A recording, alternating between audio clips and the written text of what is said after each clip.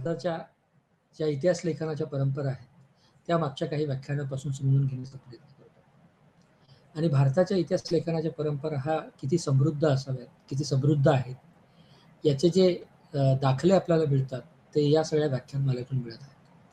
म्हणजे प्राचीन भारत, मध्ययुगीन भारत, आधुनिक भारत या तिन्ही कालपटाला, या तिन्ही कालखंडाला व्यापून टाकणाऱ्या अशा महत्त्वाच्या ऐतिहासिक संहिता आणि असे महत्त्वाचे ऐतिहासिक कागदपत्र हे भारतीय इतिहासाच्या लिखाणाच्या दृष्टिकोनातून एक महत्त्वाचे दस्तऐवज म्हणून उभे राहतात. अर्थात ह्या सगळ्या साहित्याला घेऊन वेगवेगळ्या या दृष्टिकोनांना आणि या सगळ्या या साहित्याला घेऊन जोडलेले आहेत. पण तरी सुद्धा याच्यातून सिद्ध होणारी एक महत्त्वाची बाब म्हणजे भारतीय इतिहास लेखनाची परंपरा ही फार प्राचीन काळापासून ते आधुनिक कालखंडापर्यंत अशा वेगवेगळ्या पद्धतीने समृद्ध होत गेलेली आहे. त्यामुळे भारतीय इतिहास लेखनाला घेऊन जे आरोप करण्यात आले होते ते प्रामुख्याने युरोपियन इतिहासाच्या तत्व चौकटीतून करण्यात आलेले असले तरी त्याचा कालखंड हा वसाहतीच होता. त्यामुळे वसाहतवादी दृष्टिकोनातून, वसाहतिक दृष्टिकोनातून भारतीय इतिहास, भारतीय संस्कृती आणि भारतीय इतिहास लेखन याच्याकडे बघितले गेलेले आहे. अर्थात दृष्टिकोनच वसाहतवादी असल्यामुळे त्यामुळे एक वेगवेगळे पूर्वग्रह भारतीय किंवा आशियाई देशांबद्दल होते की ज्याला इतिहासाच्या परिभाषेमध्ये पौर्वात्य देश असं म्हटलं गेलं. त्यामुळे पौर्वात्य देशाचा अभ्यास करणारे जे काही इतिहासकार होते ते इतिहासकार पूर्वग्रह दूषित हे त्यांचे पूर्वग्रह भारतीय सभ्यतेला, भारतीय इतिहासाला किंवा या संपूर्णच पौर्वात्यवादी देशांना घेऊनची त्यांची समज ही खरं तर पाश्चिमात्य दृष्टिकोनातून विकसित झालेली होती. आणि त्यामुळे पाश्चिमात्य दृष्टिकोनातून पौर्वात्य देशाकडे बघत असल्यामुळे ते जे पूर्वग्रह होते ते भारतीय इतिहास लेखनाला घेऊन सुद्धा होते, भारतीय इतिहासाला घेऊन होते आणि भारतीय संस्कृतीला घेऊन सुद्धा होते. त्यामुळे हा जो काय आरोप होता की भारताला इतिहास लेखन नाही, भारताला लिखाणाच्या परंपरा नाहीत, कारण भारत हा मौखिक परंपरा पाळणारा देश असल्यामुळे किंवा भारतीय किंवा बरेचसे पौर्वात्य देश ज्याला आपण दक्षिण आशियाई सांस्कृतिक परिक्षेत्रामध्ये जे काही वसत असलेले देश आहेत त्यातल्या बहुसंख्य देशांची जी काही संस्कृती आहे, नीतिनियम आहेत, चालीरीती आहेत त्या प्रामुख्याने मौखिक परंपरेतून आलेल्या असल्यामुळे लिखित साधनांचे स्रोत कमी असल्याचं तथ्य जरी असलं तरी त्याचा आधार घेत या देशांना, पौर्वात्यवादी देशांना किंवा पौर्वात्य देशांना इतिहास लेखनच नाहीये किंवा त्यांना इतिहास लेखनाचीच परंपरा नाहीये अशा पद्धतीचे आरोप हे खरं तर राष्ट्रवादी इतिहासकार आणि वसाहत कालखंडामध्येच वसाहती दृष्टिकोनांना ज्या ज्या इतिहासकारांनी प्रत्युत्तर देण्याचा प्रयत्न केला त्या सर्व प्रत्युत्तरांमध्ये या भारतातल्या समृद्ध परंपरांचा वारसा, भारतातल्या समृद्ध परंपरांचा दाखला आणि आढावा घेण्याचा प्रयत्न आपल्याला दिसून येतो. त्यामुळे प्राचीन भारत, मध्ययुगीन भारत आणि आधुनिक भारत असे जे इतिहासाला घेऊन किंवा भारताला घेऊन किंवा इतिहास वसाहतवादी दृष्टिकोन जो आहे त्याच्यातून हे कालपट, इतिहासाचा कालखंड सुद्धा अधोरेखित झालेला आहे की ज्याला प्रसिद्ध इतिहासामध्ये किंवा पॉप्युलर हिस्ट्रीमध्ये प्राचीन, मध्ययुगीन आणि आधुनिक असा जो कालक्रम केला गेलेला आहे तो कालक्रम मुळातच वसाहतवादी दृष्टिकोनातून किंवा वसाहतवादी काळामध्ये सुरू झालेला कालक्रम आहे. कारण हा कालक्रम ठरवण्याचा किंवा हा कालखंड ठरवण्याची गरज ही वसाहतवादी सत्तांना होती. कारण भारताचा किंवा ज्या देशांना वसाहत म्हणून सांभाळायचं किंवा ज्यांची वसाहत म्हणून राहायचं त्या सगळ्यांचा इतिहास, सभ्यता आणि संस्कृती नीट समजून घेतलं तर तिथलं जेतेपद सिद्ध होईल अशा पद्धतीचं अनुमान हे वसाहतवादी दृष्टिकोनामध्ये अनुसूचित होतं. आणि त्यामुळे वेगवेगळ्या पद्धतीच्या दृष्टिकोनातून भारतीय इतिहासाचे साहित्य, स्रोत आणि प्रत्यक्ष लेखन हे समृद्ध होत गेलेलं आपल्याला दिसून येतं. त्यामुळे आपण आतापर्यंत प्राचीन, मध्ययुगीन अशा 2 टप्प्यांवर वेगवेगळ्या दृष्टिकोनांचा आणि वेगवेगळ्या इतिहासकारांचा आढावा घेतलेला आहे. प्राचीन भारतीय इतिहास लेखन हे प्रामुख्याने धार्मिक, दार्शनिक आणि इतर वेगवेगळ्या गरजेतून तयार झालेलं इतिहास लेखन आहे की मध्ययुगीन इतिहास लेखनामध्ये अशा पद्धतीचे इतिहासकार टिकावी की मुघल सत्तेच्या संदर्भात इतिहासाची नोंद घ्यावी अशाही पद्धतीचे दरबारी इतिहासकार, दरबारी लेखक हे मुघल कालखंडामध्ये सुद्धा अस्तित्वात होते. त्यामुळे त्या कालखंडामध्ये अबुल फजल, फरिश्ता किंवा ग्रीक, पर्शियन, मुघल अशा वेगवेगळ्या दृष्टिकोनातून भारतीय इतिहासाकडे, भारतीय सभ्यतेकडे, भारतीय संस्कृतीकडे बघितले गेलेले दिसून येते. त्यांच्या दृष्टिकोन आणि त्याचं जे पर्यवसान आहे शेवटी ते जरी मुद्दे बाजूला सोडले तरी सुद्धा भारताचा इतिहास रचताना, भारताचा बृहद इतिहास आकाराला येताना हे जे काही दृष्टिकोन प्राचीन मध्ययुगीन भारताच्या संदर्भात आपण अभ्यासले त्याचं एक ऐतिहासिक महत्त्व नक्कीच आहे. कारण त्यामध्ये दृष्टिकोनाच्या जरी मतभिन्नता असली तरी ऐतिहासिक तथ्य हे पडताळून पाहण्याजोगं तथ्य या सगळ्या संदर्भांमध्ये, या सगळ्या साहित्यामध्ये किंवा या सगळ्या ऐतिहासिक साहित्यामध्ये आपल्याला उपलब्ध असलेलं दिसून येतं. त्यामुळे भारत समजून घेताना किंवा भारताच्या इतिहास लेखनाच्या परंपरा समजून घेताना भारतविषयक वेगवेगळे दृष्टिकोन सुद्धा या व्याख्यानाच्या शृंखलेतून आपण समजून घेत जाण्याचा प्रयत्न करत आहोत.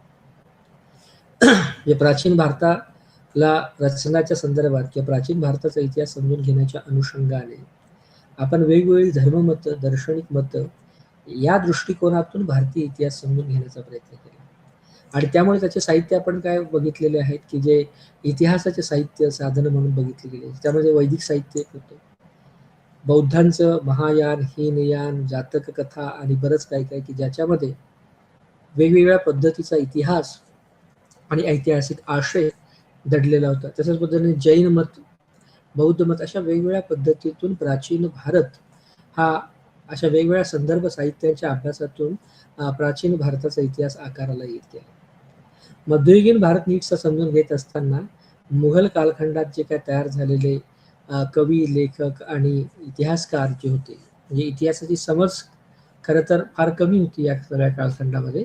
कारण इतिहास लेखन हा प्रकार या कालखंडामध्ये, या भूप्रदेशात राहणाऱ्या लोकांसाठी अत्यंत नवीन होता किंवा काही ठिकाणी तो अनुपस्थितीत सुद्धा होता.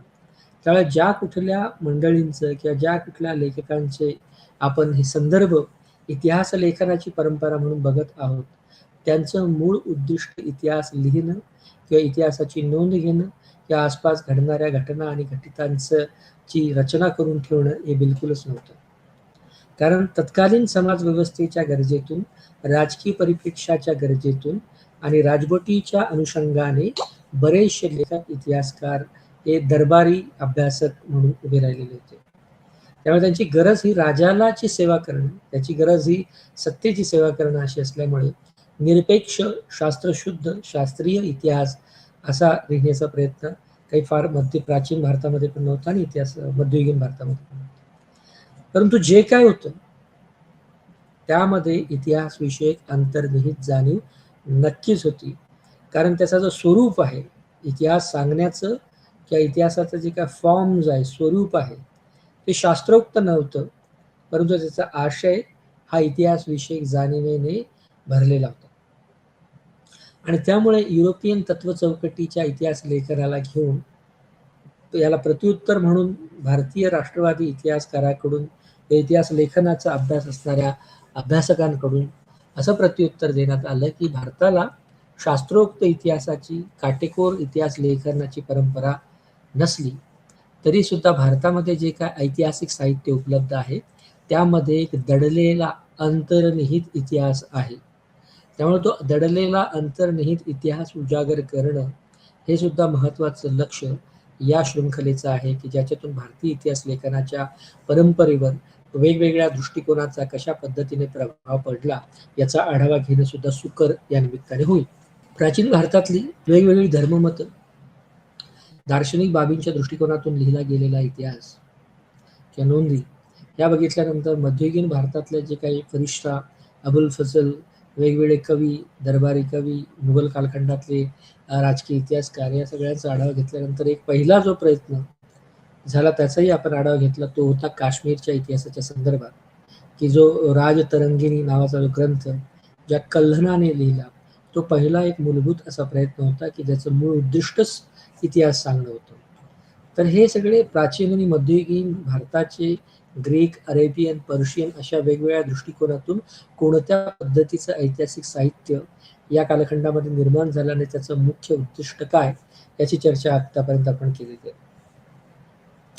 कारण आज प्रामुख्याने आपण वसाहतवादी इतिहास लेखन म्हणजे काय आणि वसाहतवादी इतिहास लेखनाची वेगवेगळी वैशिष्ट्ये काय आणि मुख्यतः हे व्याख्यान किंवा हा जो बिंदू आहे वसाहती इतिहास लेखन तो समजून घेणं का गरजेचं आहे या सगळ्या प्रश्नांची उत्तरं खरं तर या प्रकरणामध्ये दडलेली आहेत आणि त्यामुळे आपण आतापर्यंत जी काही परंपरा आहे त्यानुसार या इतिहास लेखन वसाहतवादी इतिहास लेखनाचं मुख्य उद्दिष्ट काय तो समजून घेण्याचा प्रयत्न करू आणि वसाहतवादी कालखंडामध्ये बऱ्याचशा इतिहासाचे वेगवेगळे स्वरूप तयार झालेले वेगवेगळ्या पद्धतीचे लेखक इतिहासकार यांनी त्यांच्या त्यांच्या तत्व चौकटीतून भारतीय इतिहास लिहिण्याचा प्रयत्न केला भारतीय समाज व्यवस्था समजून घेण्याचा प्रयत्न केला त्यातल्या ज्या काही प्रादेशिक मतभिन्नता विभिन्नता आहे त्या सुद्धा समजून घेण्याचा प्रयत्न केला की ज्याला आपण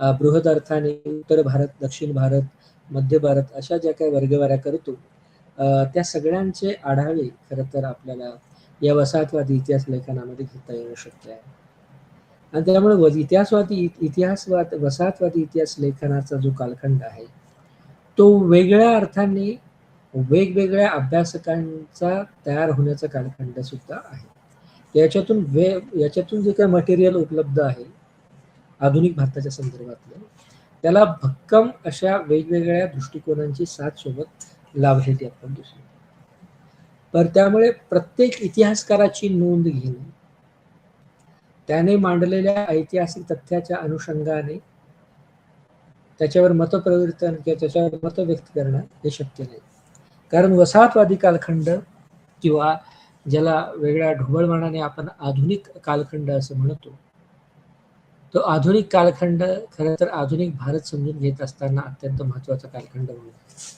आणि त्यामुळे वेगवेगळ्या भिन्नतेसह या कालखंडामध्ये असंख्य इतिहास विषयक दृष्टिकोन तयार झालेले आपल्याला दिसून येतात त्यामुळे आपण त्या सगळ्या दृष्टिकोनाची चर्चा करणं वेळेअभावी इथे अशक्य आहे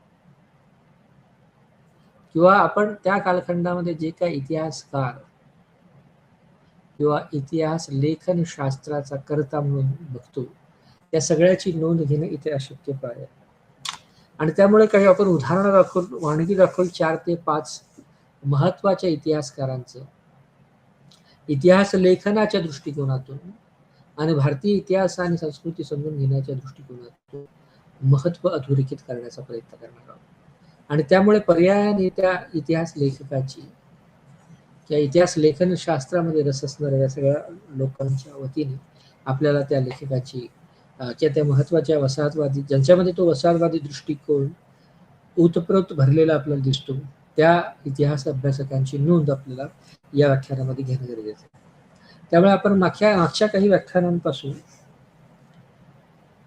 भारतातील इतिहास लेखनाच्या परंपरा समजून घेण्याचा प्रयत्न करतो आणि त्यामुळे या असंख्य परंपरांमधली एक परंपरा जी आहे ती वसाहतवादी इतिहास लेखनाची परंपरा की ज्याचा उद्गम आणि विकास हा मुळातच ब्रिटिश राजसत्ता भारतावर राजकीय दृष्ट्या स्थापित झाल्याच्या संदर्भात तत्पूर्वीची पार्श्वभूमी म्हणून हे जे वसाहतवादी दृष्टिकोन आहे ते अभ्यासामध्ये सुद्धा आलेले आपल्याला दिसून येतात मुळातच वसाहतवादी दृष्टिकोनातून भारतीय सभ्यतेचा अभ्यास करण्याचं मुख्य लक्ष्यच भारतीय सत्ता आणि भारतावर राज्य कसं करायचं अशा गरजेतून खरं तर हे सगळे प्रयोग उभे राहिलेले आपल्याला वसाहतवादी इतिहास लेखनाचे प्रयोग उभे राहिलेले आपल्याला दिसून येतात त्यामुळे जो आपला कोर्स कोड आहे तो BHIE 144 भारतातील इतिहास लेखनाच्या परंपरा अशा एका बृहत शीर्षकाच्या अंतर्गत आपण प्रामुख्याने वसाहतवादी इतिहास लेखनाच्या अनुषंगाने जो काय उद्गम आणि विकास इतिहास लेखनशास्त्राचा झाला त्याचा आढावा घेण्याचा प्रयत्न करतो जसं आपण आतापर्यंत समजून घेतलं की प्रत्येक इतिहास लेखनाला किंवा प्रत्येक ऐतिहासिक लिखाण करताना वेगवेगळ्या किंवा विशिष्ट दृष्टिकोनांची गरज असते म्हणजे धार्मिक, सामाजिक, लैंगिक आणि वेगवेगळे तत्वविषयक, दर्शनशास्त्रविषयक दृष्टिकोन त्यामध्ये अनुसूचित असतात. आणि त्याला जोडणारा दुवा म्हणजे तथ्यात्म घटनांची मालिका. वसाहतवादी इतिहास लेखनामध्ये वेगवेगळ्या पद्धतीचा दृष्टिकोन अवलंबून वापरून उपलब्ध असलेल्या तथ्यांना वेगळा अन्वय अर्थ प्राप्त करून देण्याचा प्रयत्न आपल्याला झालेला दिसून येतो. दुसरं याच्यामध्ये असलेलं लक्ष जे होतं की या निमित्ताने भारतीय प्राचीन, मध्ययुगीन किंवा सभ्यता आणि संस्कृतीचा विकास, त्याचा इतिहास समजून घेता येईल. आणि त्यामुळे भारतीय किंवा या आशियाई प्रदेशामध्ये कशा पद्धतीने साम्राज्य वाढवायचं, साम्राज्य विस्तार करायचं, ते राज्य राखायचं, याच्या वेगवेगळ्या स्ट्रॅटेजीज बनवता येणं शक्य होतील, असा एक ब्रिटिश वसाहतवादी दृष्टिकोन सुद्धा या वसाहतवादी इतिहास लेखनाच्या परंपरेचा एक भाग म्हणून त्याकडे बघणं गरजेचं आहे. इतिहासवादी वसाहतवादी इतिहास लेखनाची सुरुवात ही फार तर 1700 वर्षापासून, 17व्या शतकापासून सुरू झालेली आहे. त्यामुळे 17व्या शतक तर जवळजवळ 20व्या शतकामध्ये असे वेगवेगळे दृष्टिकोन भारतीय समाज व्यवस्था, भारतीय सभ्यता आणि संस्कृतीला समजून घेण्यासाठी तयार झालेले आपल्याला दिसतात. आणि त्यामुळे आपण प्रामुख्याने केवळ 4 लेखकांची आणि 3 विचार परंपरांची ओळख या निमित्ताने करतात. त्यामध्ये इव्हॅन्जेलिकल, ओरिएंटलिस्ट असे जे काही वेगवेगळ्या वर्गवाऱ्या आहेत दृष्टिकोनांच्या, त्याच्यामध्ये मूलतः भांडण किंवा मतभेदाचे आणि मतभिन्नतेचे मुद्दे काय होते आणि कोणत्या पद्धती, कोणत्या दृष्टिकोनातून तो इतिहास जर समजून घेतला असता तर काय परिणाम अपेक्षित झाले असते, अशा पद्धतीच्या गृहीतक पुराशी बाळगून सुद्धा आपण ही वसाहती इतिहास लेखनाची परंपरा समजून घेण्याचा प्रयत्न करू. आणि त्यामुळे भारतीय इतिहास लेखन किंवा भारतीय वसाहतवादी इतिहास लेखनाचे जे काही महत्त्वाचे बिंदू आहेत, जे काही पॉइंटर्स आहेत, ते आपण आपल्या स्क्रीनवर, याच्या मूळ उद्दिष्ट काय, अशा पद्धतीच्या व्याख्यानातून किंवा अशा पद्धतीच्या अभ्यासातून कोणत्या पद्धतीची समज विकसित होणं अपेक्षित आहे, त्याच्यातून कुठले प्रश्न अधोरेखित होतील अशा यामध्ये व्याख्या आहेत. अशा वेगवेगळ्या गोष्टींसहित आपल्याला वसाहतवादी इतिहास लेखन म्हणजे काय आणि त्या वसाहतवादी इतिहास लेखनाच्या मुख्य पर्स्पेक्टिव्ह, कल्पना, दृष्टिकोन नेमके काय होते, तर याची एक साध्यंत ओळख किंवा याची एक ओळख आपण आणि काही महत्त्वाचे इतिहासकार आणि त्यांचे दृष्टिकोन याची उजळणी या निमित्ताने वसाहतवादी इतिहास लेखन समजून घेण्याच्या निमित्ताने या ठिकाणी होणं गरजेचं आहे. जे काही 4 ते 5 लेखक आपण वानगी दाखल वसाहतवादी इतिहास लेखनाची परंपरा कशा पद्धतीने विकसित झाली ही बाब समजून घेण्यासाठी घेत आहोत. त्यामध्ये पहिलं जे नाव आहे ते जेम्स मिल, दुसरं आहे माउंट स्टुअर्ट एल्फिस्टन, तिसरं हेनरी एलियट आणि John Dowson, and the last one is Vincent Smith. हे काही महत्वाचे वसाहती इतिहासकार म्हणून भारतीय इतिहास लेखन परंपरेमध्ये त्यांची नोंद आढळते. आणि खरं तर यांच्या वेगवेगळ्या दृष्टिकोनांमुळे इतिहासविषयक वेगळं संक्रमण किंवा एक वेगळ्या भांडणाचे नवीन मुद्दे या ठिकाणी उभे राहताना आपल्याला दिसतात. अर्थात आपण यांचं जे कार्य समजून घेण्याचा प्रयत्न करतो तो तत्व चौकट समजून घेण्याच्या दृष्टिकोनातून समजून घेतो. याचा अर्थ या लोकांनी काही वेगळे काम लिहिण्याशिवाय केलं नाही असं नाही. कारण जेम्स मिलने जसा भारताचा इतिहास केला तसा इतर प्रशासकीय बाबींमध्ये सुद्धा तो अग्रेसिव्ह.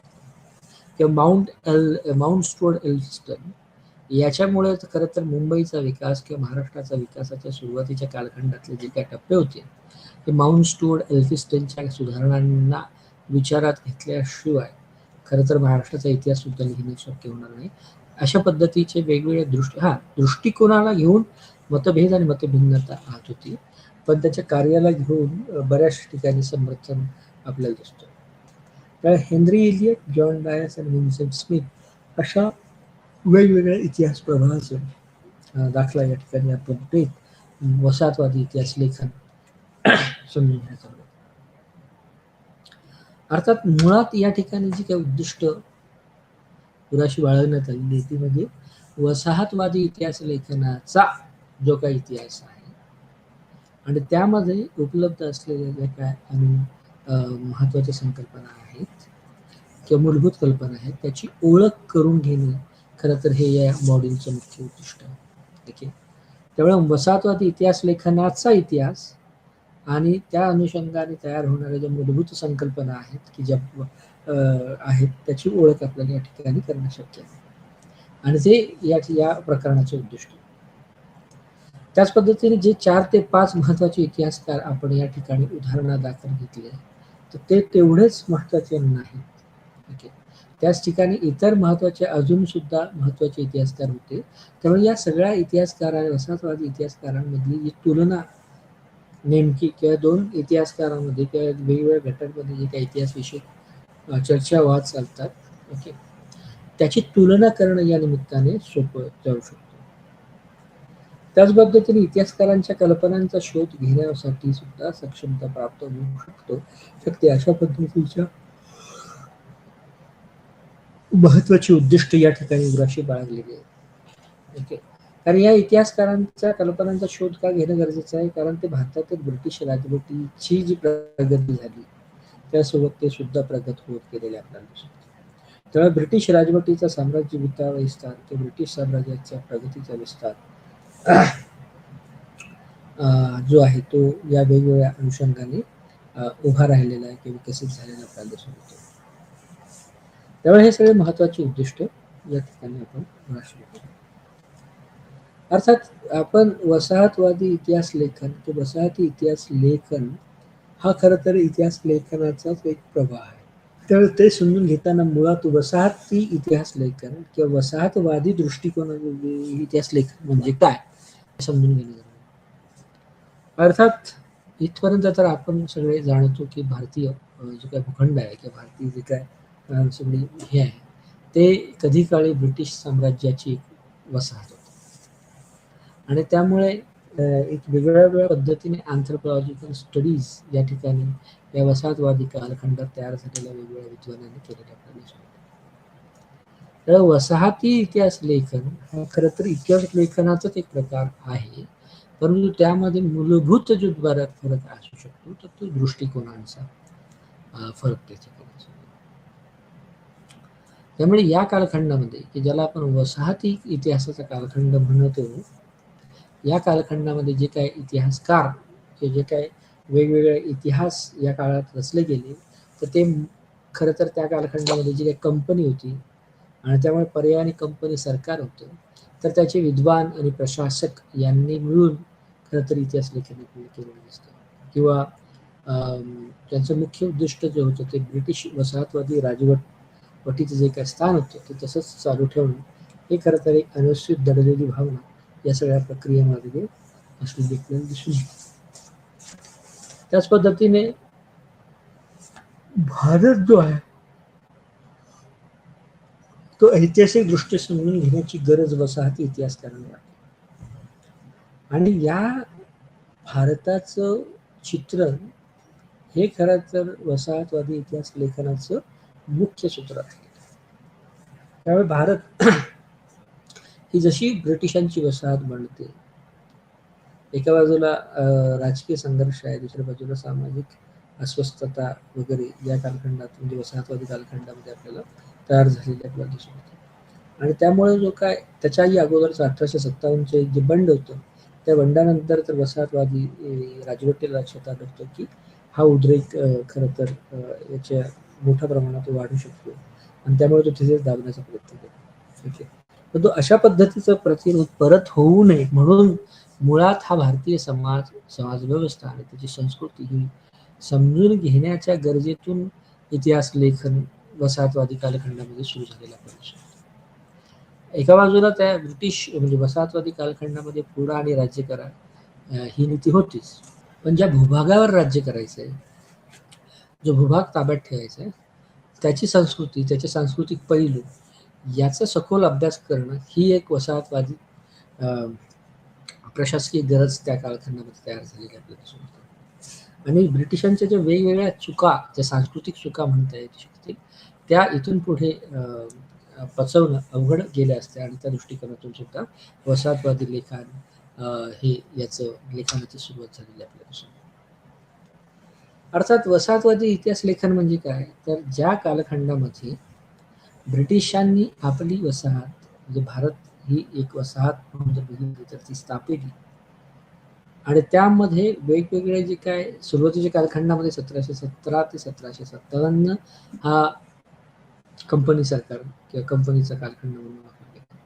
1758 ते नंतरचा कालखंड जो होता तो खरं तर ब्रिटिश राज हा 1857च्या नंतरचा प्रामुख्याने तो ब्रिटिश राजच्या अखत्यारीत आलेला पूर्णपणे भूप्रदेश होता.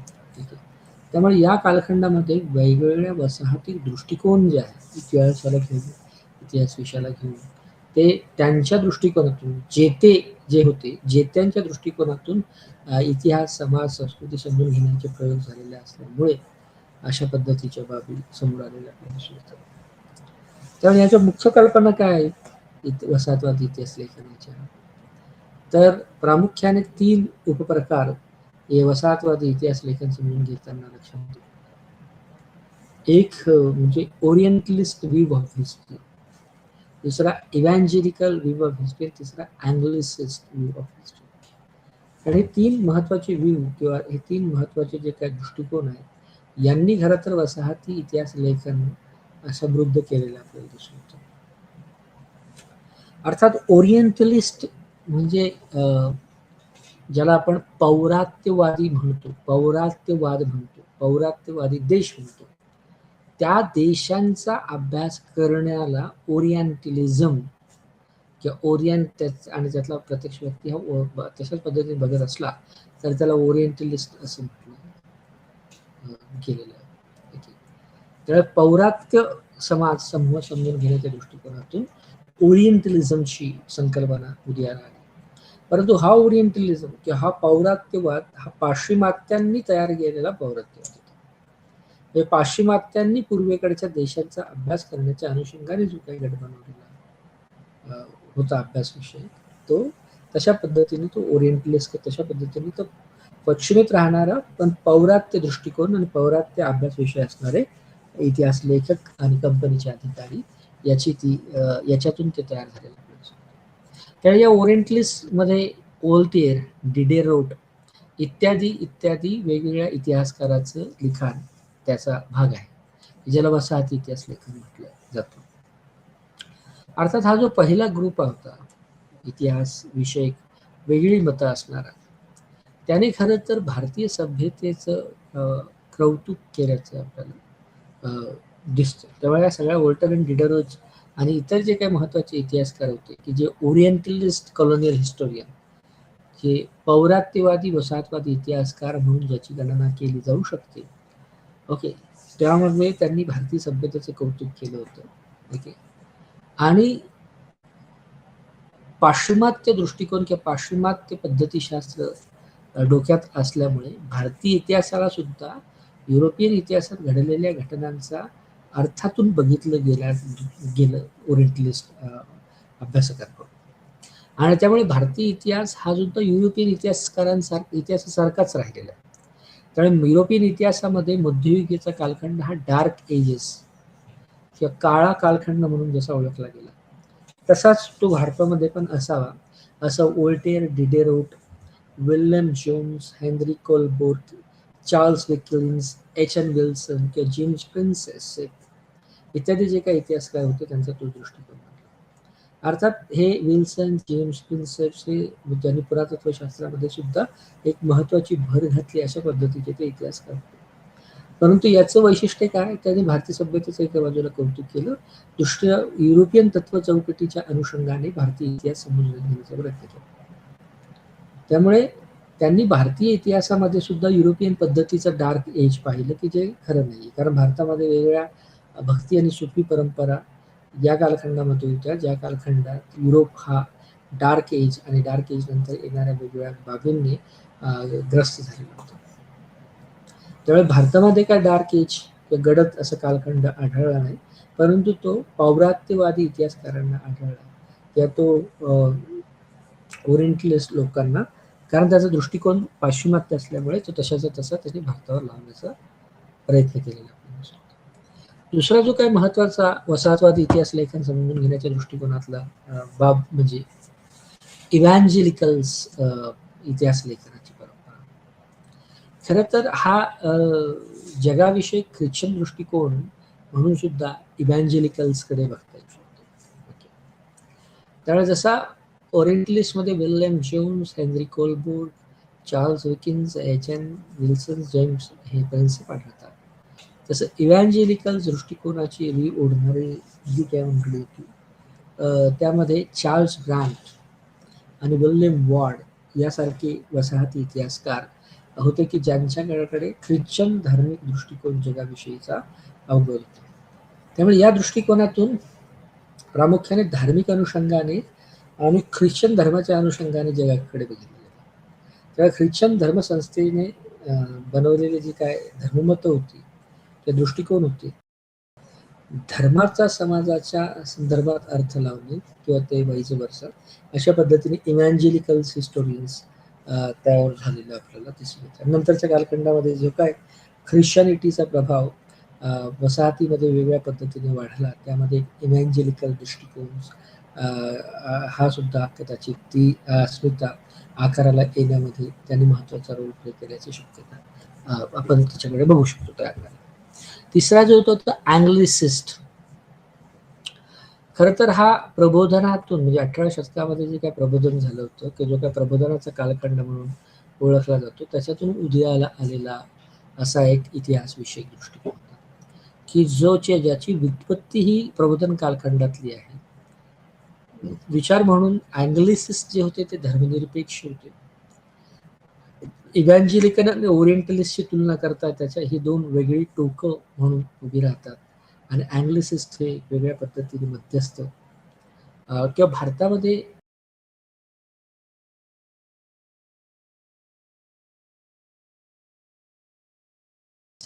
खरं तर वेगवेगळ्या पद्धतीच्या चांगल्या सुधारणा झाल्या, म्हणजे महाराष्ट्राच्या संदर्भात असतील, देशाच्या संदर्भात असतील, पश्चिम भारताच्या संदर्भात असतील, त्या करण्यामध्ये खरं तर अँग्लिसिस्ट दृष्टिकोनांचा प्रभाव असलेला आपल्याला दिसून येतो. त्यामुळे वसाहती सरकाराद्वारे प्रशासकीय सुधारणा करणे, धर्मविषयक धर्मनिरपेक्षपणाची धारणा बाळगणे, शैक्षणिक आणि आर्थिक सुधारणा करणे, अशा पद्धतीच्या समाज सुधारकी जी काय पद्धत होती ती इव्हॅन्जेलिकल्स यांची असलेला आपल्याला दिसून येतो. तो अँग्लिसिस्ट यांची असण्याची दिसून येते, की ज्यामध्ये उदाहरणच घ्यायचं जेम्स मिल. दुसरे जे काय जेम्स मिल यांचा जो दृष्टिकोन होता तो अँग्लिसिस्ट प्रभावातून आलेला होता. चौथी जी कॅटेगरी आहे खरं तर, चौथी जी मुख्य कल्पना आहे ती म्हणजे मिश्र प्रवृत्तीची. म्हणजे त्यांनी ओरिएंटलिस्ट किंवा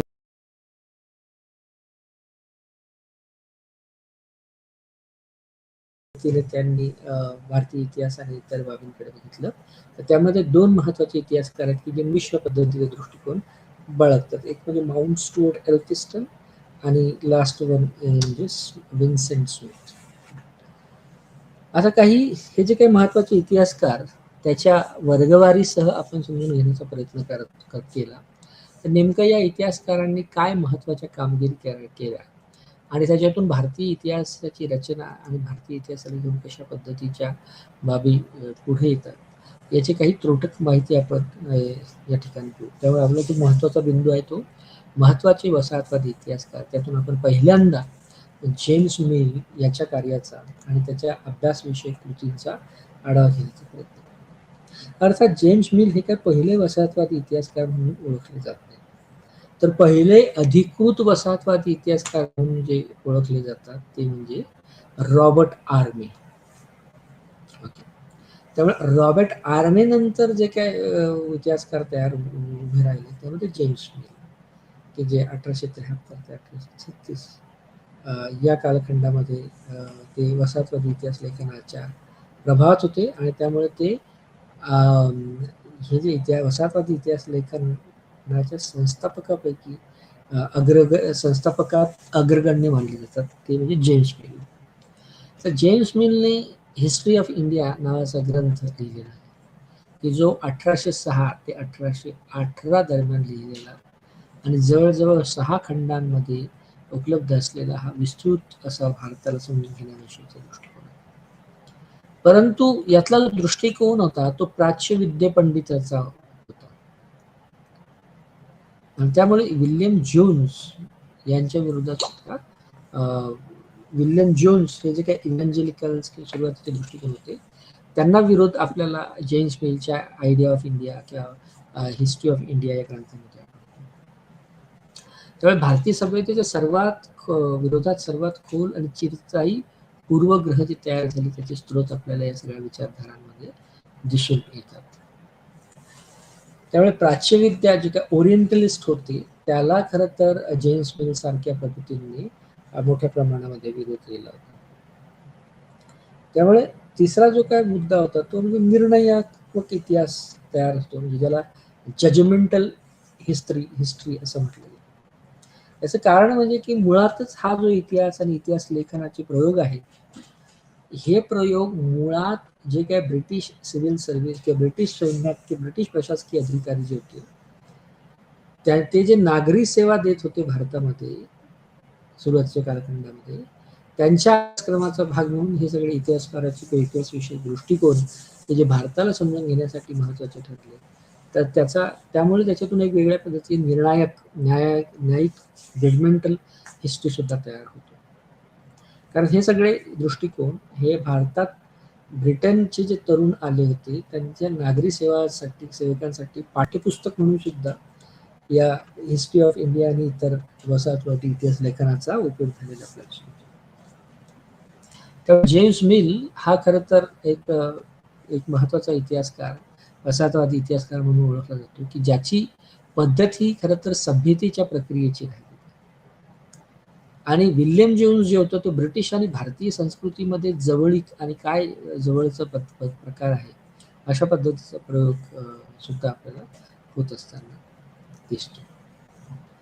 त्यामुळे जेम्स मिलने जो काय ग्रंथ लिहिला होता ब्रिटिश भारताचा इतिहास, जसं आपण आतापर्यंत म्हटलं की कालखंड म्हणून प्राचीन, मध्ययुगीन आणि आधुनिक अशा इतिहासाची कालगणना झालेली आहे, तरी सुद्धा वसाहतवादी दृष्टिकोनातून ही कालगणना सुरुवातीच्या काळात एवढी स्पष्ट नव्हती, तर ती एवढी स्पष्ट म्हणजे ती धर्माच्या आधारावर सुद्धा नंतरच्या कालखंडामध्ये या पूर्वग्रहांमुळे किंवा प्रभावांमुळे दिसून येते. त्यामुळे प्राचीन भारताचा इतिहास म्हणजे हिंदूंचा इतिहास, मध्ययुगीन भारताचा इतिहास म्हणजे मुस्लिमांचा इतिहास आणि ब्रिटिश भारताचा इतिहास म्हणजे ख्रिश्चनांचा किंवा ब्रिटिशांचा इतिहास, अशा पद्धतीच्या सामाजिक आणि धार्मिक विभाजनाची बीज आपल्याला वसाहतवादी इतिहास लेखनामध्ये सुद्धा मिळत असल्याची दिसतात.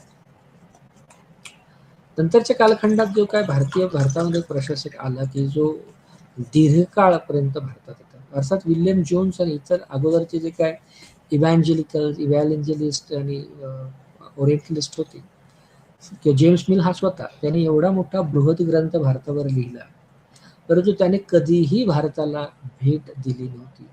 त्यामुळे भारतात न येताच त्याने भारतविषयक एवढं महत्वाचं ग्रंथ लिहिला आणि त्यामुळे तो एक मर्यादा सुद्धा जेम्स मिलच्या अभ्यासाच्या काहींनी अधोरेखित करण्याचा प्रयत्न केला.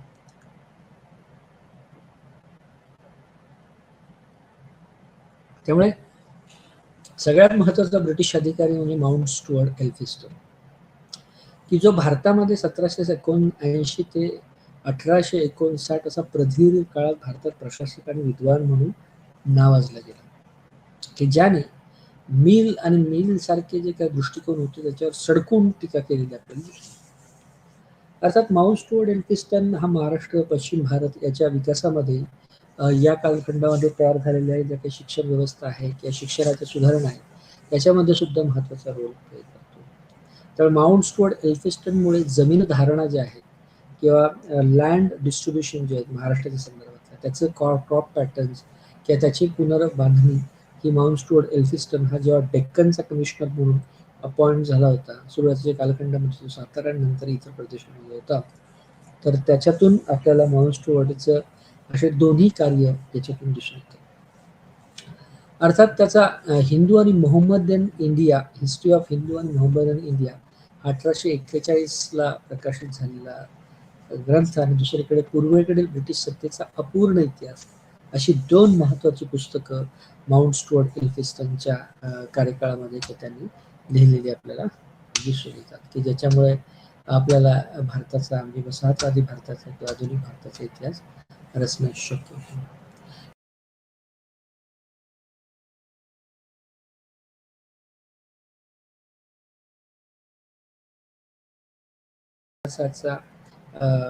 काम केल्याचं योगदान त्यांच्या नावे नोंद आहे. तर इंडो पर्शियन दृष्टिकोनातून सर्वसमयविषयक इतिहासविषयक ग्रंथ भारताच्या संदर्भात त्यांनी लिहिले. इलियट जो होता, हेनरी इलियट, त्याने भारताचा मोहम्मद इन इंडिया किंवा इतिहासकारांसाठी बिब्लिओग्राफिकल इंडेक्स किंवा सिंधमधील अरबांवर एक 1853 मध्ये पुस्तक लिहिलं होतं. त्यामुळे इलियटने महत्वाची पुस्तकं या कालखंडामध्ये लिहिलेली आहेत. तथापि इलियटचं जे मुख्य कार्य होतं ते 1866 ते 77, 1877 या दरम्यान खरं तर त्याच्या मृत्यूनंतर स्वतःच्या इतिहासकारांनी सांगितलं जवळजवळ 8 खंडाचा भारताचा इतिहास लिहिला गेला, की जो जॉन डॉसने संपादित केला आणि त्याचा अंतिम प्रारूप करता जॉन डायस लिहिला. तर इलियट आणि डाउसन यांनी मध्ययुगीन भारताची पूर्णपणे मुस्लिमांशी बरोबरी करून भारतातील मुस्लिम आणि हिंदूंमध्ये तीव्र फूट पाडल्याची टीका खरं तर राष्ट्रवादी इतिहासकारांकडून केली जाते. कारण जो काही धार्मिक इतिहास किंवा ब्रिटिशांवर जो काय आरोप होतो की फोडा आणि झोडा किंवा फोडा आणि राज्य करा किंवा